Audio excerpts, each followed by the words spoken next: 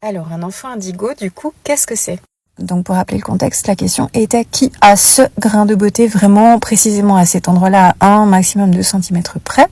Et vous aviez été très nombreux à dire que vous aviez ce grain de beauté, en fait. Et du coup, l'info que j'avais canalisée, c'est qu'il s'agissait de l'une des marques des enfants indigos. Enfants indigos, donc nés dans les années 80-90, massivement. Les naissances ont commencé dans les années 70 et se sont poursuivies dans les années 2000. Mais en fait, en réalité, il est toujours né des enfants indigos et il en naîtra toujours. Mais la grosse vague des incarnations, c'était les années 80-90.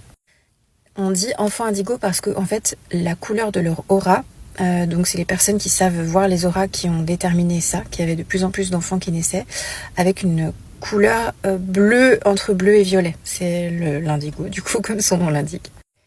Et en fait, ces enfants indigos sont des starseeds, c'est-à-dire des graines d'étoiles, donc en fait des âmes qui se sont beaucoup incarnées dans d'autres galaxies ou constellations et qui ont donc un historique d'élévation spirituelle supérieur à ce que est la Terre actuellement.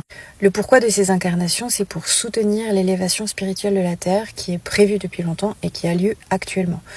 En fait, on est en train de passer de ce qu'on appelle la 3D, c'est-à-dire la conscience qui s'arrête au niveau de la matérialité. Donc en fait, de croire que ce qui nous définit, c'est nos circonstances et ce qu'on fait comme action, vers la 5D, donc en fait la conscience de notre pouvoir créateur, c'est-à-dire la conscience que l'on crée notre réalité avec nos pensées et qui nous sommes à l'intérieur.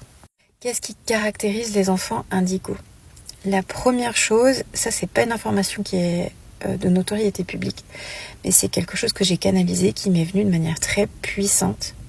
C'est que c'est des enfants qui sont venus au monde dans des familles soit dysfonctionnelles, très dysfonctionnelles, soit avec un passif transgénérationnel bien chargé. Et en fait, le but est donc vraiment l'une des premières missions de la venue au monde, donc de l'incarnation de ces enfants en mission, c'était de nettoyer le transgénérationnel. Par la suite, c'est des enfants qui se sont assez vite sentis à part, qui n'arrivaient pas vraiment à se sentir à l'aise dans des groupes, qui se sentaient facilement différents en fait.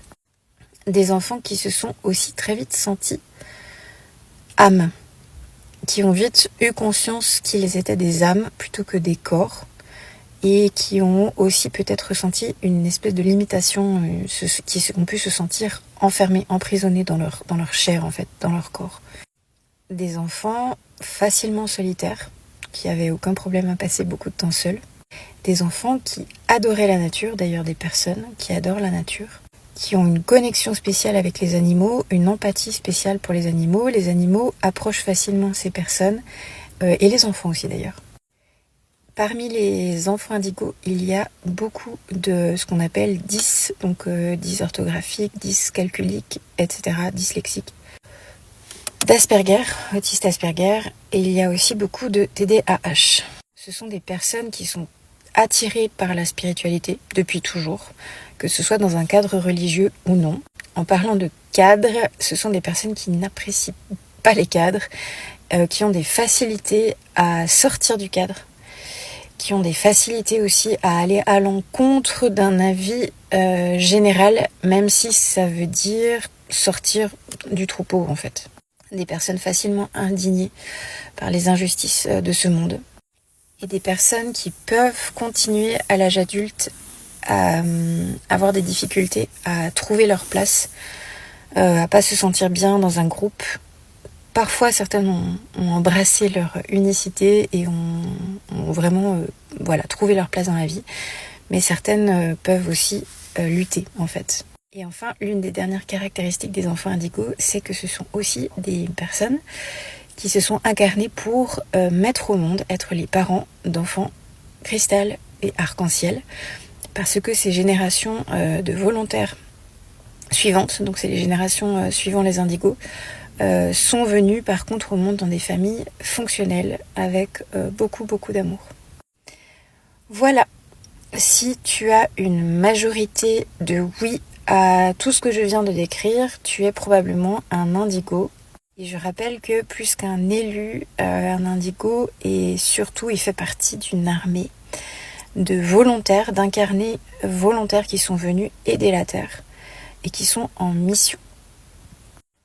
Voilà, si ces questions t'intéressent, pense à t'abonner et dans une partie 2, je parlerai plus spécifiquement de la mission et comment activer ou réactiver ou continuer d'activer cette mission.